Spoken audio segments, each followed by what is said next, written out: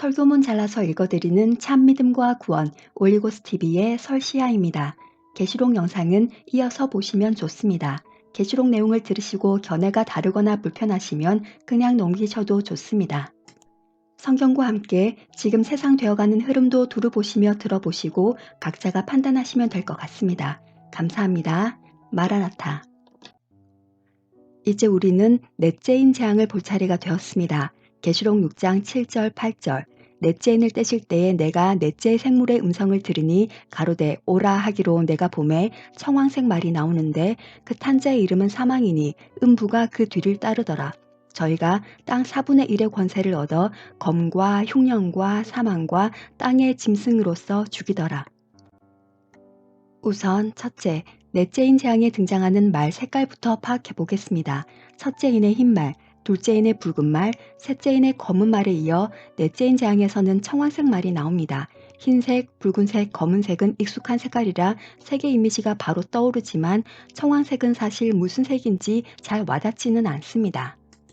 푸른빛이 나는 황색 말이거나 황색빛이 나는 푸른 말 같기도 하고 좀 갸우뚱합니다. 헬라어 원전에서 그 정확한 뜻을 찾아보도록 하겠습니다.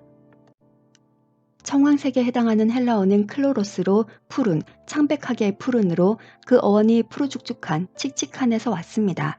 창백하게 푸르고 푸르죽죽하고 칙칙한 색깔이라고 합니다.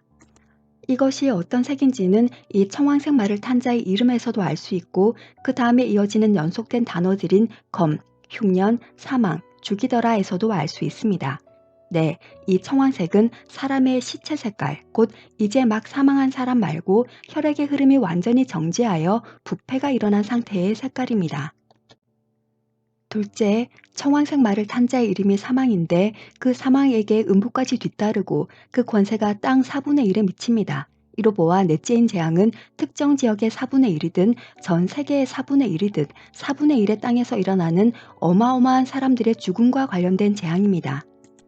그리고 요한이 청황색이라는 시체의 색깔을 목도한 것으로 보아 이 엄청난 수의 시체가 제대로 장사되지 못한 채 그곳이 어디든 노출이 되어 있는 상태임을 짐작해 볼 수 있습니다. 이 땅이 특정한 지역에서의 4분의 1인지 아니면 전 세계의 4분의 1인지는 조금 이따가 살펴보겠지만 이 정도로 사람이 죽어나가고 제대로 처리가 안 되는 재앙이라면 이 사건은 필시 역사의 기록에서 어렵지 않게 찾아낼 수 있을 것입니다. 셋째, 이 넷째인 안에는 여러 개의 재앙들이 언급되어 있습니다. 이 재앙이 네 가지일지 세 가지일지는 아직 모르겠으나 일단 우리는 넷째인과 관련된 여러 가지 기록들을 찾아야 할 것입니다.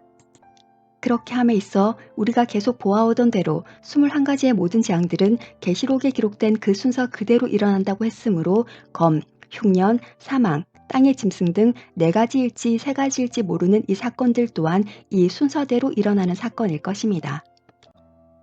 넷째, 검과 흉년과 사망과 땅의 짐승으로서 죽이더라는 표현에서 우리는 고개를 갸우뚱하게 됩니다. 왜냐하면 청황색 말탄자가 땅 4분의 1을 죽이는 권세를 받아 많은 사람들을 죽일 때에 첫째, 검으로도 죽이고 둘째, 흉년으로도 죽이고 셋째, 땅의 짐승으로도 죽이는 것까지는 검, 흉년, 땅의 짐승으로 죽이는구나 하고 알겠는데 넷째, 사망으로 죽인다는 것은 표현이 맞지가 않기 때문입니다. 사망으로 죽이더라가 다른 세 문장들, 즉 검으로 죽이더라, 흉년으로 죽이더라, 땅의 짐승으로 죽이더라처럼 일반적인 문장, 문법적으로 맞는 문장이 되려고 하면 사망이 사람들이 죽는 원인이나 수단이 되어야 하며 죽이더라는 청황색 말이 그 원인이나 수단이 되는 사망을 사용하여 사람을 죽이는 것이 되어야 합니다. 무슨 말이냐면 예를 들어 검으로 죽이더라는 검이 사람들을 죽이는 수단이고 청황색 말이 그 수단인 검을 가지고 사람들을 죽이더라는 뜻입니다. 따라서 사망은 사람을 죽이는 원인이나 수단이 되어야 합니다. 그렇다면 우리는 청황색 말 탄자가 사람들을 죽이는 원인이나 수단으로 사망을 사용했음을 염두에 두고 이 문장을 해석해야 할 것입니다. 그렇게 하기 위해서 일단 사망이라는 단어를 찾아보도록 합시다. 사망에 해당하는 헬라어는 타나토스로 그냥 죽음, 사망, 시체, 사체입니다. 그렇다면 이 사망이라는 헬라어가 사용된 다른 본문들에서 사망이 다른 단어로 번역이 되었거나 아니면 구약 히브리어 단어들 중에서 신약에서 사망으로 번역이 된 단어가 있는지 찾아보아야겠습니다. 우리는 구약 히브리어 단어 중에 데베르라는 단어에 주목할 필요가 있습니다. 데베르는 한글 신약 성경에 23회에 걸쳐 온역으로, 3회에 걸쳐 악질로, 38번에 걸쳐 연병으로 번역되었습니다. 더 있을지 모르나 제가 찾아낸 본문은 총 64회였습니다. 그리고 구약 히브리어를 헬라어로 번역한 70인 여기에는 히브리어 데베르, 즉 온역, 악질, 연병에 해당하는 단어가 사망으로 번역되어 있습니다. 이로써 이 사망으로서 죽이더라라는 어색하고 일반적으로 통용되지 않는 문장은 온역 또는 악질 또는 연병으로 죽이더라라고 번역이 되면 문장도 해석도 이치에 맞게 됩니다. 모두 온역이라 하든지 모두 악질이라 하든지 모두 연병이라고 번역하여 번역의 통일성을 기했더라면 더 좋았을 거라는 아쉬움이 있습니다.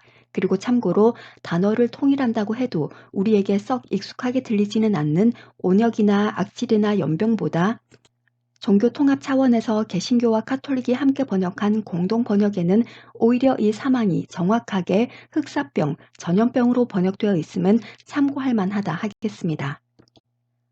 헬라어를 영어로 옮겨놓은 번역에도 이 사망이 pestilence, 즉 흑사병과 plague, 즉 전염성 세균 질환으로 번역되어 있습니다.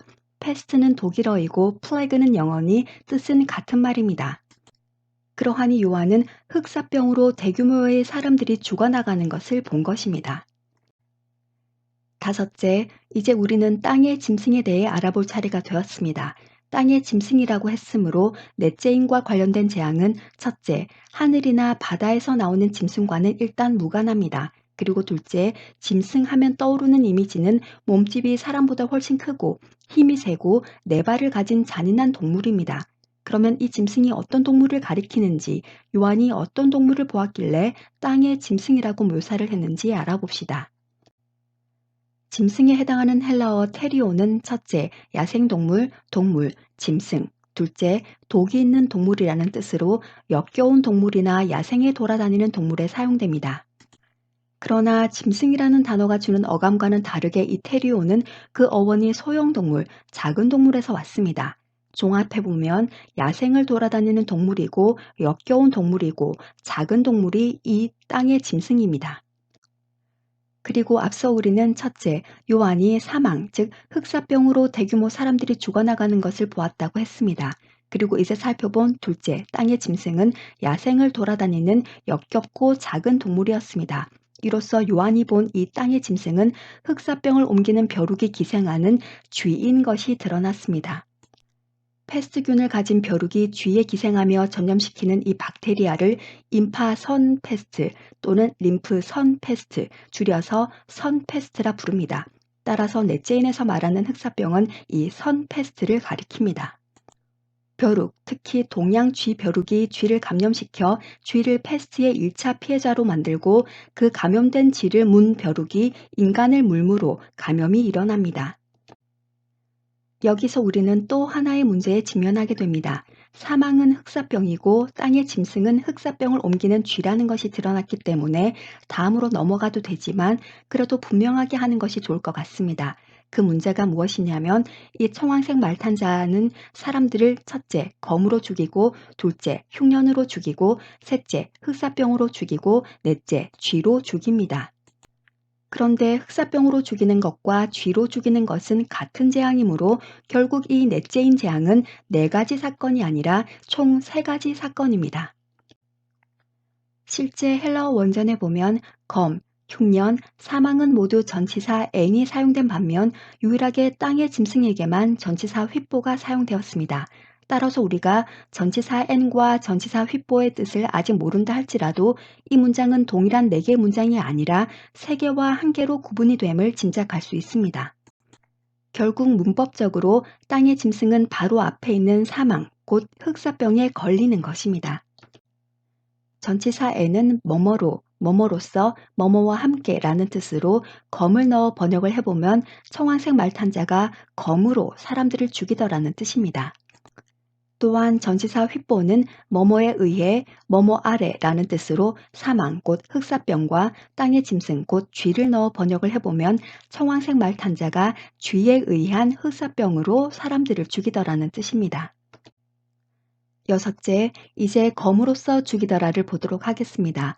우리는 이미 계시록 제11부에서 6장 4절의 둘째인 재앙에 나오는 칼은 마카이라로서 사적 또는 공공의 목적에 사용되는 크지 않은 칼이고 오늘 6장 8절의 넷째인 재앙에 나오는 검은 롬파이아로서 전쟁에서 사용하는 장검임을 보았습니다. 따라서 요한은 청황색 말 탄자가 전쟁으로 대규모의 사람들을 죽이는 재앙을 본 것입니다. 일곱째, 흉년으로서 죽이더라를 보겠습니다. 우리는 또한 계시록 제11부에서 셋째인 재앙을 볼 때에 마태복음 24장 7절에 나오는 기근에 해당하는 헬라어와 넷째인 재앙 본문인 계시록 6장 8절의 흉년의 헬라어가 둘 다 리모스로서 이 흉년은 곧 기근이라 하였습니다.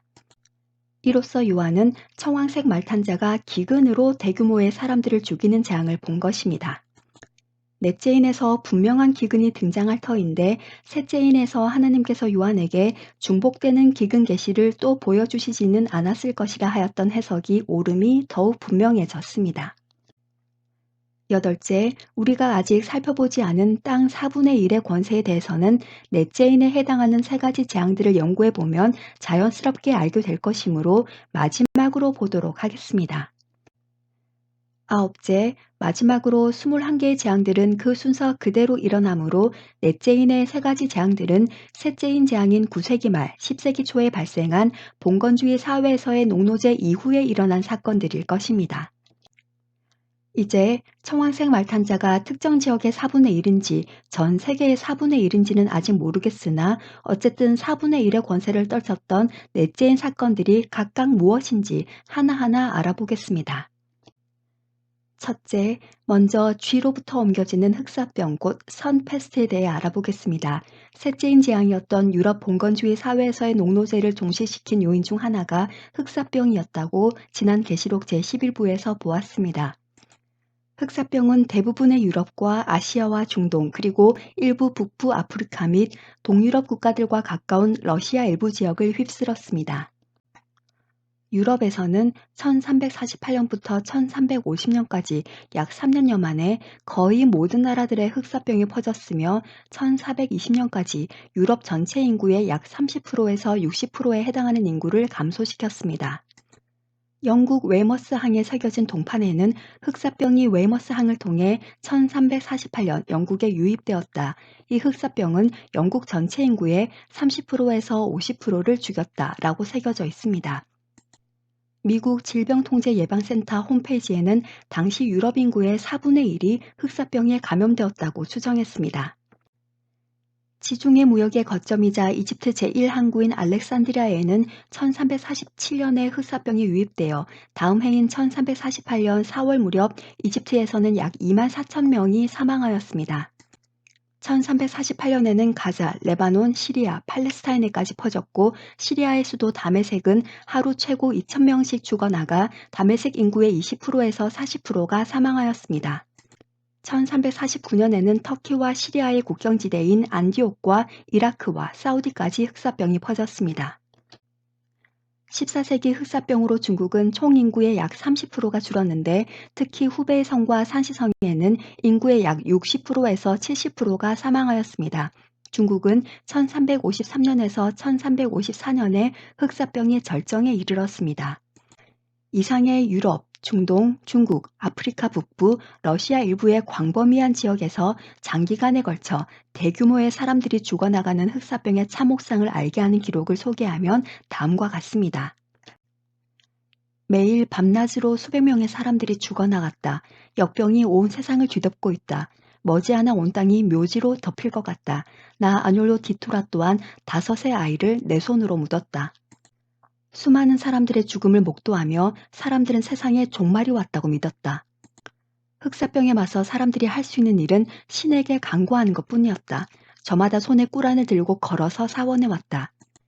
전 시민이 남녀노소 할 것 없이 심지어 유대인들은 구약 성서를, 기독교인들은 신약 성서를 들고 모두들 경전과 선지자들의 이름으로 구원을 청하며 방성대곡하였다.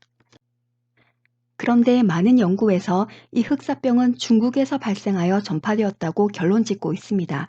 흑사병은 원래 중국 서남부 지방, 중앙아시아 지역의 풍토병이었는데 몽골 제국의 킵차크 한국 유목민들이 그 지역 쥐와 접촉하면서 감염되기 시작한 상태에서 1347년 킵차크 한국이 지금의 이탈리아 서북부 해안에 존재했던 제노바 공화국의 식민지 카파를 침공하면서 흑사병으로 죽은 사람의 시체를 투석기에 담아 카파 성 안으로 던지는 이른바 중세식 생물학적 전술을 사용하면서 흑사병이 퍼지기 시작하였습니다. 한편 1347년 제노바 공화국 국적의 상선이 중세의 그리스였던 시칠리아의 메시나항에 도착하였는데 선원들은 대부분 사망한 상태였고 생존 선원들도 이미 온몸에 난 검은 부종과 고름으로 살아날 가능성이 없어 보였습니다.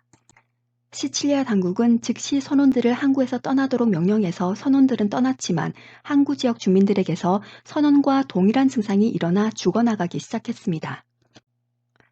이렇게 내륙과 육지를 통해 급속도로 퍼지며 대규모의 사망자를 발생시킨 흑사병으로 당시 약 4억 5천 인구 중 약 7,500만에서 1억의 인구가 줄어 흑사병은 중세 인구 감소의 큰 원인이 되었습니다.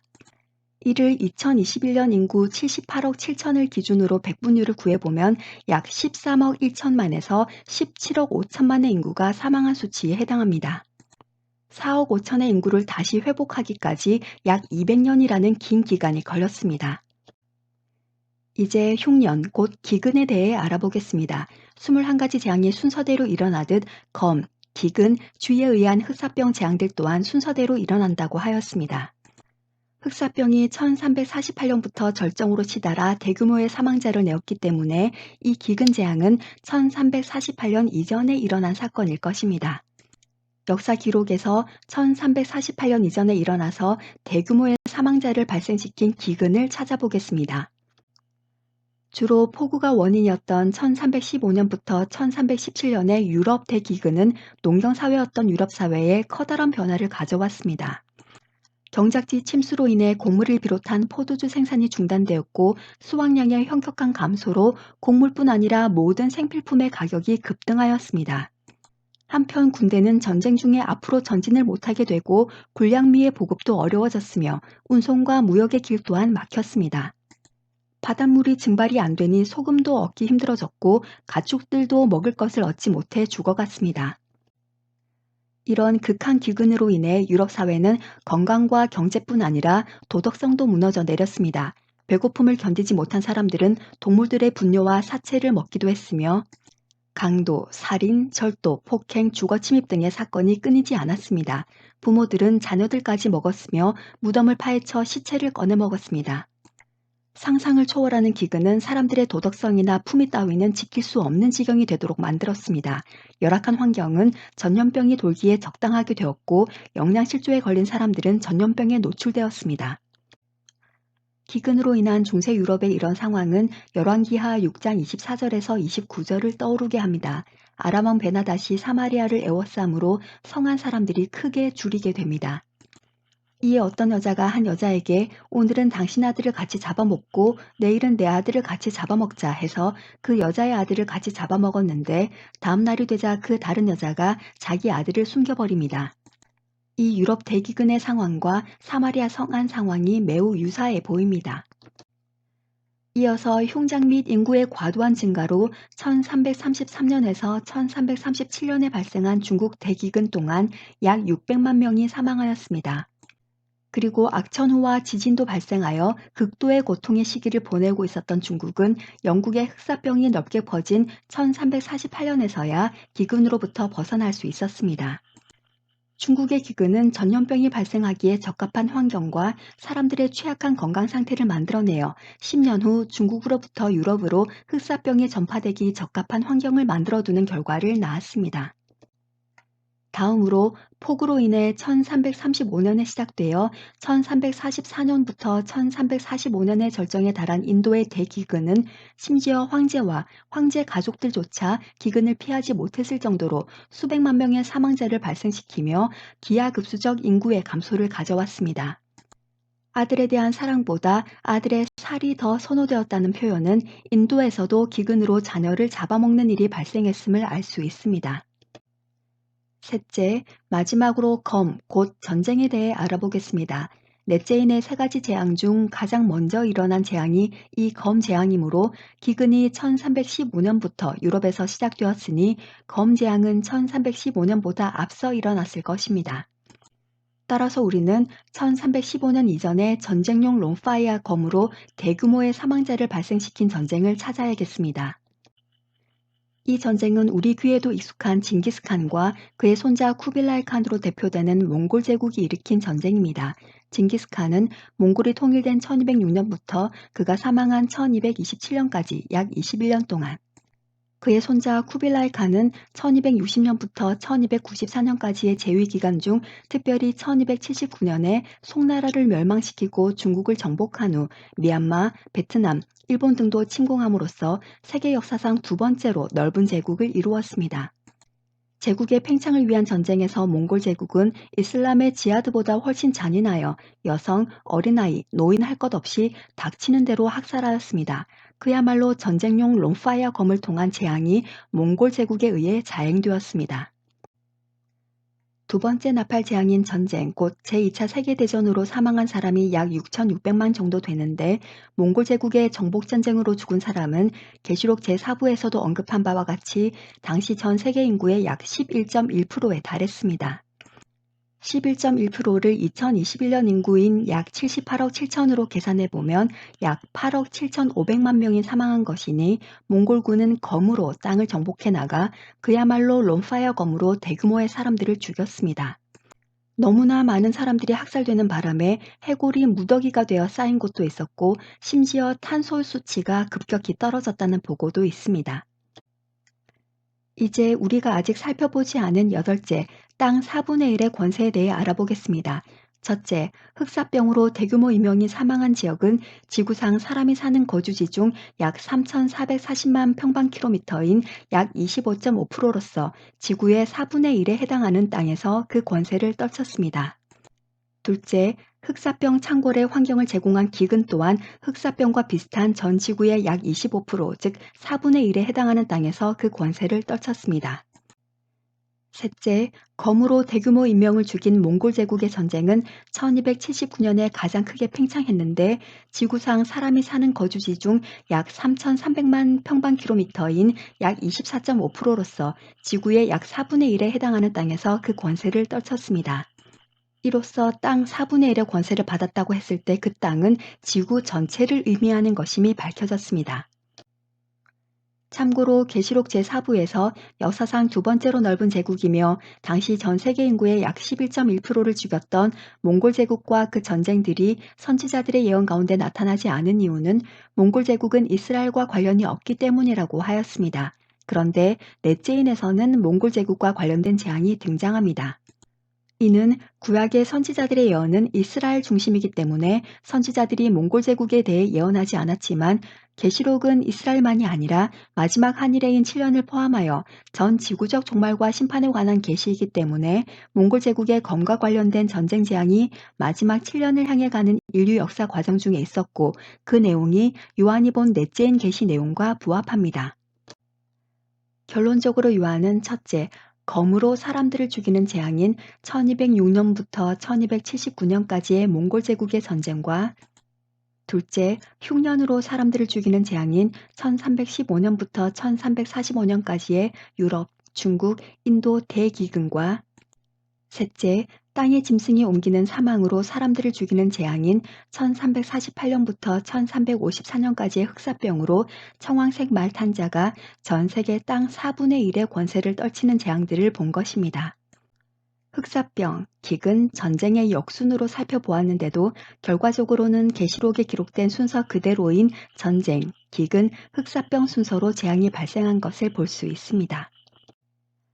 그리고 인재앙들은 각 사건이 일어난 후 역사상 지속적으로 그 영향력을 갖는다고 한 바, 첫째, 검으로 사람들을 죽이는 재앙인 전쟁은 첫 번째 나팔 재앙인 전쟁, 곧 제1차 세계대전으로, 두 번째 나팔 재앙인 전쟁, 곧 제2차 세계대전으로, 그리고 아직 일어나지 않은 여섯 번째 나팔 재앙인 전쟁, 곧 제3차 세계대전으로 이어지며 대규모의 인명피해를 초래합니다. 아직 일어나지 않은 남은 전쟁들에 대해서는 다섯째 인재앙을 본 후에 다시 언급하도록 하겠습니다. 둘째, 기후가 주 원인이 되어 발생한 기근재앙은 현대 와서는 딥스테이트, 그림자 정부가 인공적으로 기후를 조절하여 자연재해를 일으키고 있습니다. 지금도 세계 곳곳에 계절을 비껴나가는 이상기후 현상이 일어나고 있으며 앞으로 지구는 더 심각한 기후 문제에 직면하게 될 것입니다. 그리고 앞으로 일어날 이상기후는 식량 문제를 야기하게 될 것이고, 이는 경제 위기를 초래하는 요인 중 하나가 될 수 있습니다. 영상 작업을 하고 있는 지금 영국 코넬에서 열리고 있는 G7 회의에서 기후변화 대응책의 하나인 2050년까지 배출 탄소량과 흡수 탄소량을 같게 만드는 탄소 중립 이슈가 언급되고 있습니다. 이것은 코로나 사태 중에서도 그린 뉴딜 정책보다는 화석 연료에 더 많은 투자를 한 결과와 배치되는 것으로서 기후 이슈의 신뢰도를 떨어뜨리는 모순을 보여줍니다. 딥스테이트, 그림자 정부는 기후 문제는 한 나라에서 해결할 수 있는 문제가 아니라며 전 세계가 하나 되어 해결해야 한다고 말합니다.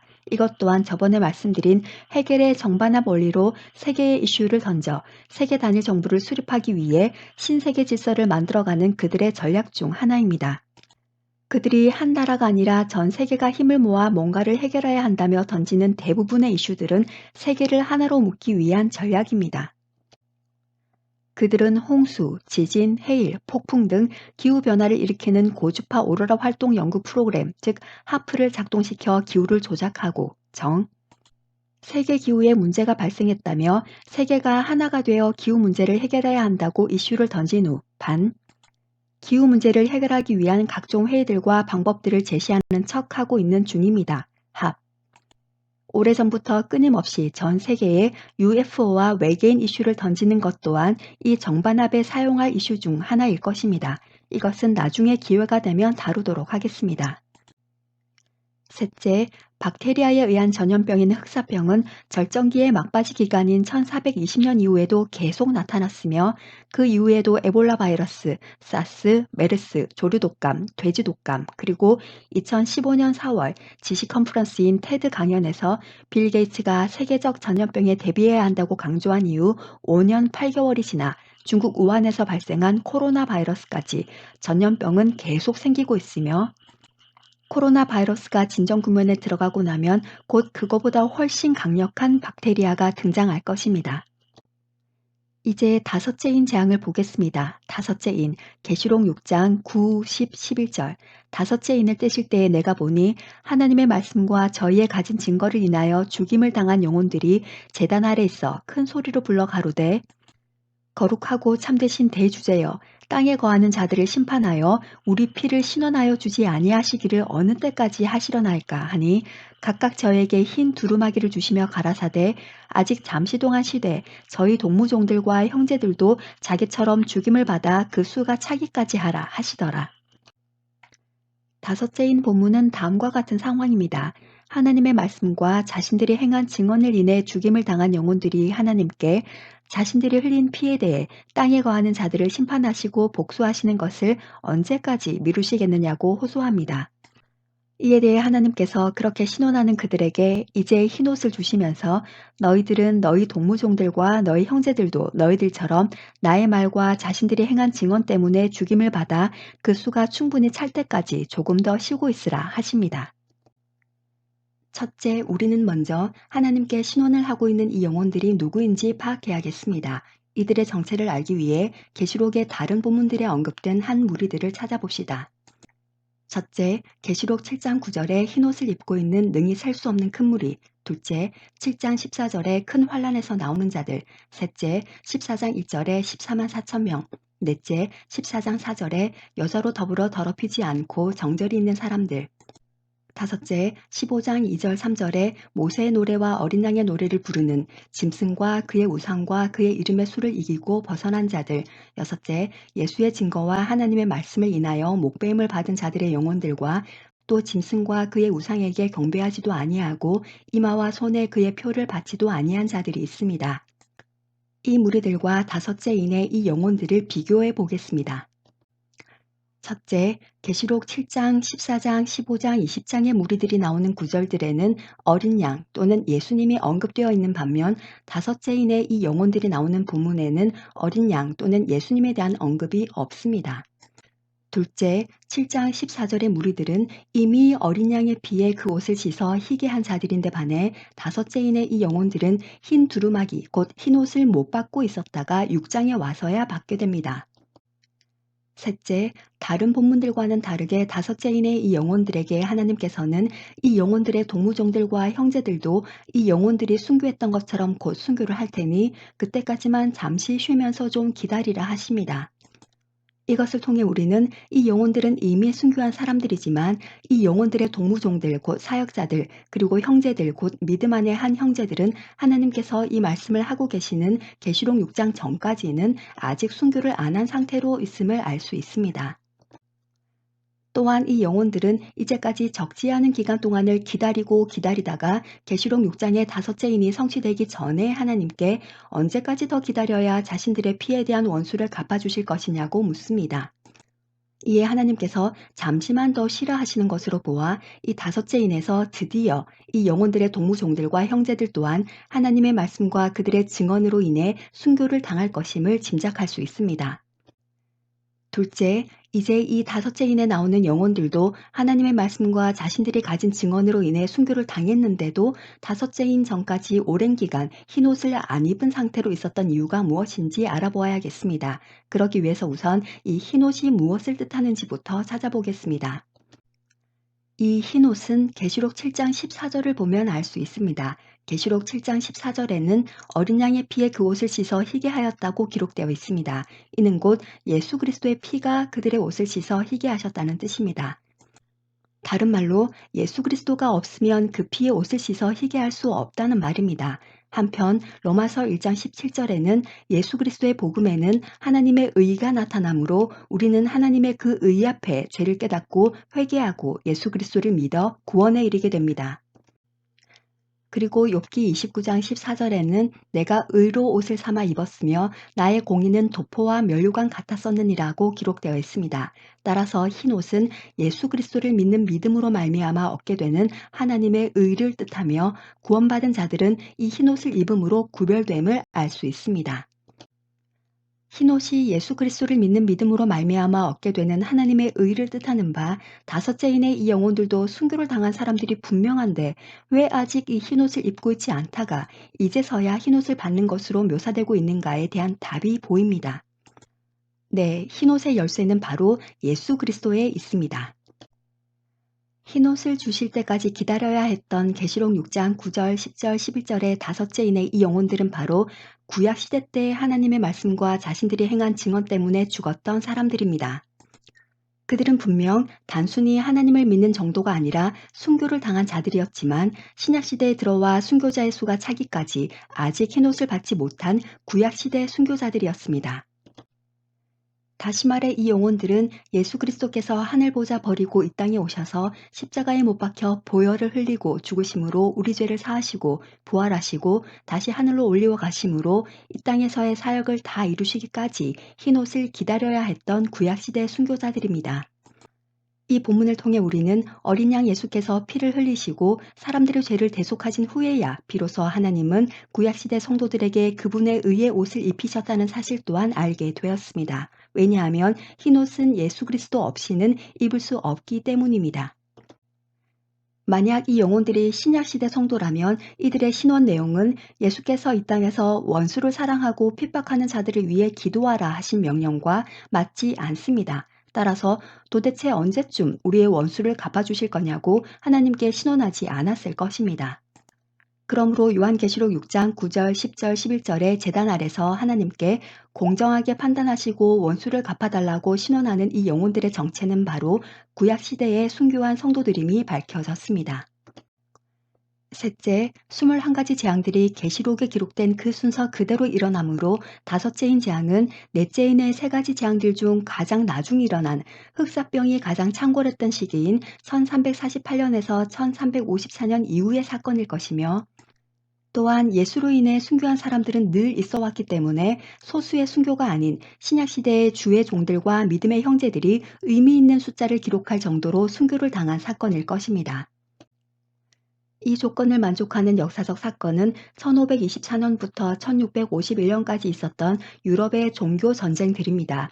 1517년 루터의 종교개혁으로 종교 지도자들과 교인들이 로마 카톨릭 교회로부터 독립을 한 이후 많은 종교 전쟁들이 일어났습니다. 1521년 루터는 로마 카톨릭 교회로부터 파문되었고 개신교의 종교 개혁이 본격화되었습니다. 이 유럽의 종교 전쟁들은 카톨릭과 개신교와 제세례파 사이에 서로의 믿는 바를 놓고 대립하였으며 이런 종교적 대립은 정치적 갈등으로 이어져 전쟁이 발발하고 대규모의 사상자를 내게 되었습니다. 크고 작은 유럽의 종교 전쟁들 중 7개만 보도록 하겠습니다. 첫째, 1517년 루터의 종교개혁의 영향을 받아 1524년부터 1525년에 일어난 독일 농민전쟁은 약 10만 명의 사상자를 냈습니다. 계시록 제11부에서 언급했던 바와 같이 중세 유럽의 농노제는 서유럽 상황과 흑사병 등을 계기로 막을 내리게 되었다고 했고 그 후 자본주의 요소가 나타나기 시작했다고 했습니다. 그와 같은 맥락에서 당시 독일은 자본주의 요소로 인한 있는 계급, 유산 계급과 없는 계급, 무산 계급으로 구분되고 있었습니다. 농민들은 유산 계급에게 과다한 소장료와 세금을 착취당해 피폐해져 갔습니다. 그러던 중 1517년 루터가 오직 성경을 부르짖으며 당시 유산 계급이었던 로마 카톨릭에 맞서는 것을 본 농민들은 불공평한 사회가 개혁될 수 있다고 생각해 로마 카톨릭 성직자와 교회를 포함한 유산 계급에 맞서 1524년 민중항쟁인 독일 농민전쟁을 일으켰습니다. 농민군들은 당연히 루터의 지지를 원했지만 루터는 농민들을 기독교도가 아닌 자들이라고 규정하여 규탄하며 탄압하였습니다. 이로 인해 농민군 지도자 토마스 민처는 루터를 따르는 유산계급인 영주들에 의해 처형되었고 약 10만 명의 사상자를 내며 끝이 났습니다. 둘째, 7천의 가톨릭 병력과 찌빙글리가 이끄는 2천의 개신교 병력이 1531년 스위스 카펠에서 전투를 벌였습니다. 이 전투에서 약 500명의 개신교 신자들과 저 유명한 스위스의 종교개혁가 찌빙글리가 사망합니다. 셋째, 개신교를 박해하고 폭정을 하는 카를 5세에 반발하여 루터 교회를 지지하는 영주, 제후와 자치도시들이 서로 군사동맹 성격의 슈말칼덴 동맹을 맺습니다. 이에 1546년 카를 5세는 개신교를 박멸할 목적으로 5만 2천 대군을 이끌고 신성 로마 제국, 오늘의 독일 영내로 진주하여 슈말칼덴에서 대규모 종교전쟁이 일어납니다. 카를 5세가 승리하게 되면서 1547년 전쟁은 끝났고 1550년 피의 칙령을 내려 개신교도들을 잔혹하게 탄압하였습니다. 넷째, 1586년부터 1648년까지 80년간 네덜란드 독립전쟁이라고도 하는 80년 전쟁이 일어납니다. 당시 네덜란드를 통치하고 있었던 스페인 왕 필리페의 억압적 통치에 대한 개신교의 탄원이 계속되었는데도 필리페 2세가 이를 무시하자 마침내 개신교인들이 들고 일어났고 칼빈주의자들은 성당에 있는 성인의 성상을 우상 숭배로 간주하여 성당과 성상을 파괴하는 대규모 운동을 벌입니다. 이 로마 카톨릭의 개신교 억압에 대항해 개신교의 자유를 얻기 위한 80년 전쟁에서 최대 200만 명이 사망합니다. 다섯째, 1562년부터 1598년까지 위구노 전쟁이라고도 불리는 종교내전인 프랑스 종교전쟁이 발발하여 36년에 걸친 카톨릭과 칼빈주의자 간의 대대적 전쟁에서 최대 400만 명이 사망합니다. 여섯째, 1618년부터 1648년까지 30년간 유럽 역사상 가장 파괴적인 종교전쟁인 30년 전쟁이 일어납니다. 오늘날의 독일에 해당하는 당시 신성 로마 제국 내에 카톨릭과 개신교 사이의 종교 갈등으로 시작된 이 30년 전쟁은 시간의 흐름에 따라 독일뿐 아니라 유럽 대륙으로 번졌습니다. 1555년에 맺어진 아우스부르크 평화협정 안에는 황제의 명령으로 교회 보류 사항이라는 다음의 내용이 포함되어 있었습니다. 신성 로마 제국에서는 한 지역의 종교가 그 지역의 통치자에 의해 결정된다. 만일 왕자가 카톨릭이면 그 주민들은 카톨릭이 되어야 하고, 루터교도라면 주민들은 루터교도가 되어야 한다. 만일 카톨릭 왕자가 루터교로 개종하면 그 왕자의 전체 영토 내 모든 주민들은 개신교로 개종해야 한다. 그런데 이 기간 중 가장 중요했던 변화는 칼빈주의의 득세였습니다. 아우크스부르크 협정은 카톨릭과 루터교 간의 협약이었기 때문에 그때까지는 존재하지 않았던 칼빈파에 대한 언급이 전혀 없다 보니 이 칼빈파에게도 신앙의 자유를 줘야 하나 말아야 하나라는 문제가 생겼습니다. 칼빈주의 교세가 확장될수록 혼란은 더욱 커져 칼빈주의파 신하가 어린 루터파 영주 제후를 칼빈파로 몰래 개종시키는 일도 생겨나게 되다 보니 같은 개신교라도 루터파와 칼빈파의 감정의 골은 깊어져 갔습니다. 그리고 이 협정 아래서 제세례파와 같은 다른 개신교파는 보호를 받지 못하고 이단으로 취급받았으며 이단은 사형에 처해졌습니다. 제세례파 교인들은 체포, 투옥, 신문과 고문을 당하고 교수형, 참수형, 화형, 교살, 익사, 산채로 생매장을 당하고 절벽에 밀려 절벽 아래 있는 창에 뚫리는 등 상상을 초월하는 방법으로 순교를 당했습니다. 카톨릭 그리고 루터파와 칼빈파를 포함한 개신교는 세례란 신앙 고백을 할 수 있는 성인들에게만 주어져야 하므로 유아 세례는 효과가 없다고 믿으며 성인이 되었을 때 다시 세례를 받아야 한다, 즉 재세례를 받아야 한다고 믿는 재세례파를 이단으로 간주했습니다. 이 30년 전쟁의 특이한 점은 카톨릭과 개신교의 대립뿐 아니라 그리스도인이 그리스도인을 대거 학살하였다는 것입니다. 제세례파 교인들의 박해와 순교는 이 30년 전쟁이 끝난 1648년 이후에도 1660년까지, 어떤 자료에서는 1666년까지 계속되었습니다.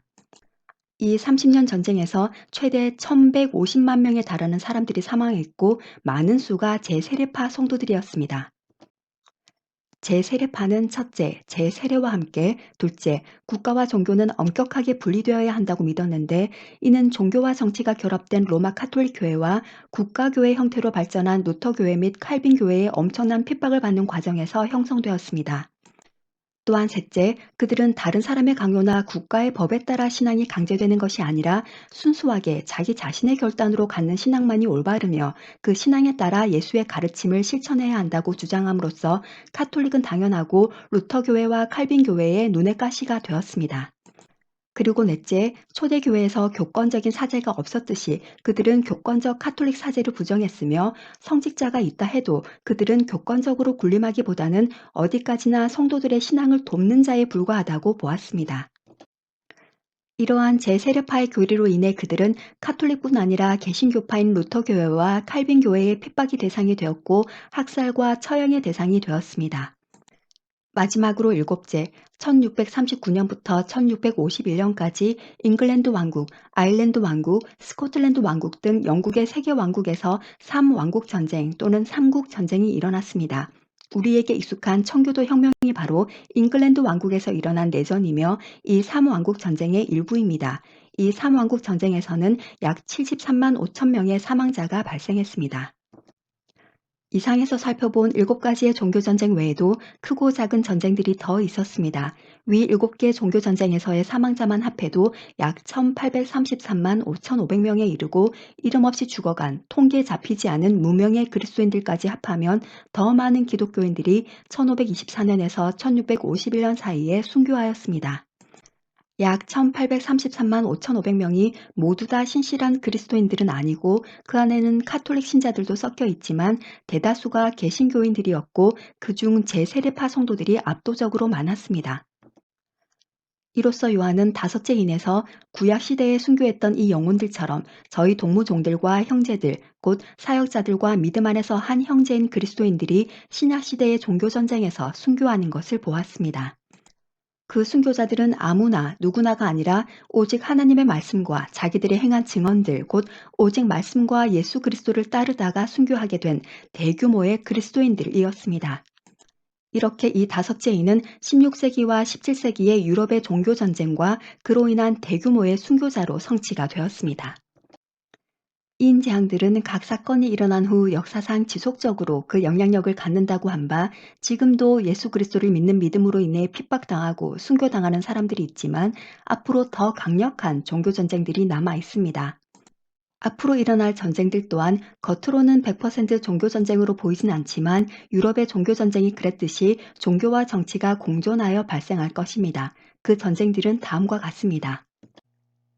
첫째, 계시록 9장 13절부터 21절에 2만만, 즉 2억의 군대가 움직일 전쟁, 사람 3분의 1을 죽이기로 예비된 전쟁, 곧 여섯 번째 나팔 재앙인 제3차 세계대전과 둘째, 제3차 대전과 동일한 전쟁인지 또 언제 일어날 전쟁인지 의견이 갈리는 에스겔서 38장 39장의 공마국 전쟁과 셋째, 계시록 16장 16절부터 21절의 일곱 번째 대접 재앙으로서의 아마겟돈 전쟁과 넷째, 계시록 19장 19절부터 21절에 전 지구 역사를 통틀어 마지막이 될 종교전쟁, 즉 이 땅의 왕인 짐승 곧 적그리스도와 땅의 임금들과 그의 군대가 만왕의 왕, 만주의 주이신 예수 그리스도를 대적하여 싸우는 전쟁 등이 남았습니다. 개인적인 생각으로는 우리가 가장 주목해야 할 전쟁은 나 자신 안에 일어나는 영적 전쟁인 듯 합니다. 우리가 아무리 성경에 나타난 전쟁들을 훤히 꿰뚫는 지식을 가졌다 할지라도, 심지어 잘 가르칠 수 있다 할지라도, 결국에는 내 안에 날마다 일어나는 매 순간의 전쟁인 나의 진정하고 유일한 주인은 누구인가, 예수 그리스도인가 아니면 사단인가 하는 전쟁에서 말씀과 기도와 성령의 인도하심으로 승리하지 못하면 그 무슨 큰 전쟁이 아니라 아주 가볍고 별것 아닌 일에도 우리는 패하게 되기 때문입니다. 구구단 외우는 것도 게을리하는 학생이 고3이 되었다고 미적분을 풀 수 있게 되는 것이 아니듯 매 순간 매 상황에서의 우리의 믿음과 삶의 어떠함이 우리가 예수 그리스도께 속할 것인가 아니면 사단에게 속할 것인가 하는 최대의 종교 전쟁의 승패를 가를 것입니다. 이 종교 전쟁은 중간 지대인 비무장 지대란 존재하지 않습니다. 우리는 오늘 살펴본 다섯째 인에 묘사된 하나님의 말씀과 자신이 행한 증언으로 말미암아 구약 시대에 순교한 성도들처럼 신약 시대에 순교한 성도들처럼 우리의 생명을 걸고서라도 이 혼탁하고 어지러운 마지막 세대 가운데 유일하고 참되신 진리의 말씀과 예수 그리스도의 그 믿음으로 인하여 승리하는 그리스도인이 되어야 할 것입니다. 오늘도 계시록의 초두인 계시록 1장 3절의 말씀을 다시 상기하며 넷째 인과 다섯째 인에 대한 설교를 마무리하도록 하겠습니다. 계시록 1장 3절 이 예언의 말씀을 읽는 자와 듣는 자들과 그 가운데 기록한 것을 지키는 자들이 복이 있나니 때가 가까움이라. 오늘은 넷째 인의 사건 3개, 다섯째 인의 주요 사건 7개 등 총 10개나 되는 사건을 다루어야 해서 참고 문헌 및 웹사이트가 너무 많아 화면 공간을 너무 많이 차지하는 바람에 일괄 생략하였습니다. 다음 시간에는 여섯째 인과 일곱째 인을 끝으로 일곱 인, 일곱 나팔, 일곱 대접 등 21가지 재앙 모두를 마치고 드디어 마태복음 24장을 보도록 하겠습니다. 계시록을 이해하고 나면 마태복음 24장은 그냥 읽기만 해도 무슨 말인지 아마 그림을 보듯 분명하게 이해가 될 것입니다. 감사합니다. 이상 설교문 잘라서 읽어드리는 참믿음과 구원 올리고스 TV의 설시아였습니다. 마라나타. 그럼 다음 설교문으로 곧 찾아뵙겠습니다. 감사합니다. 구독과 좋아요 부탁드립니다.